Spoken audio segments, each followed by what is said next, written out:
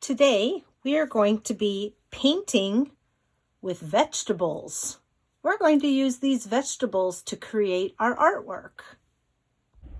Here's what you'll need for today's work. You're going to need vegetables. You're going to need this paper that has grids on it. See all of the rectangles on here? You're going to also need paint. Just one color of paint, and a brush, and maybe some paper towel to wipe your hands. Before we start our project, I want to show you how we're going to paint with celery. We're going to be using the vegetables as a tool. So we're going to use this as a stamp because it has a very unique shape on it. See how the ends have a really interesting shape? So I could take this and just dip it right into my paint and stamp with it. But I find when I do that, it's a little bit goopy. You get a lot of paint on there. So instead, what I like to do is I like to put a little bit of paint on my brush, and I like to paint the end of my vegetable, and then I stamp it.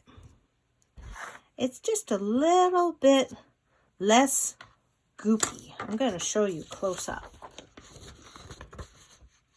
See how thick the paint is there and how there it's nice and even.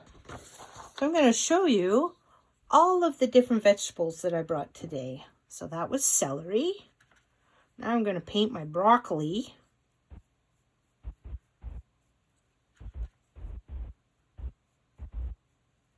Stamp it.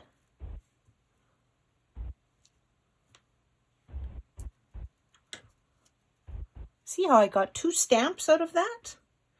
I have a carrot. I gotta find a, let's see if that's gonna work. That makes an interesting type of circle. And I have a piece of cauliflower here. Oop. Let's see how that works. Doesn't really look like a piece of cauliflower, does it? I guess it would depend on how the piece of cauliflower is cut. But now you can see all the different unique shapes that you can get from different types of vegetables. You can also try using an apple or a pepper or a mushroom. Now it's time to make some decisions. We're going to use our grid paper. I'm going to have just one piece of paper. And I have to decide which vegetable I want to use. I think I'm going to use the celery. I really like how the celery looks. And remember, today we're looking at regular rhythm. Regular rhythm.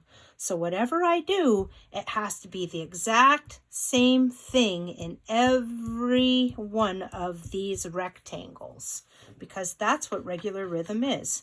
It's always the same. So if I stamp there, I've got to do that in this one and that one.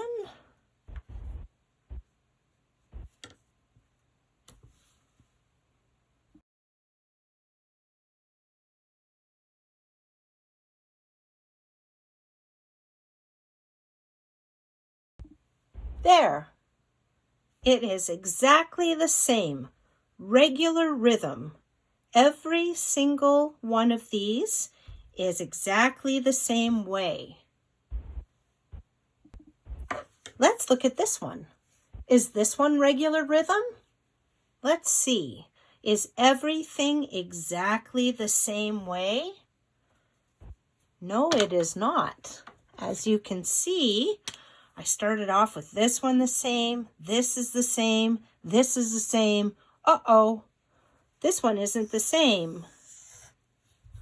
This one is the same, Uh-oh, this one isn't the same. These are all the same, the same, the same. Uh-oh, this one isn't the same. So in order for it to be regular rhythm, they always have to be exactly the same.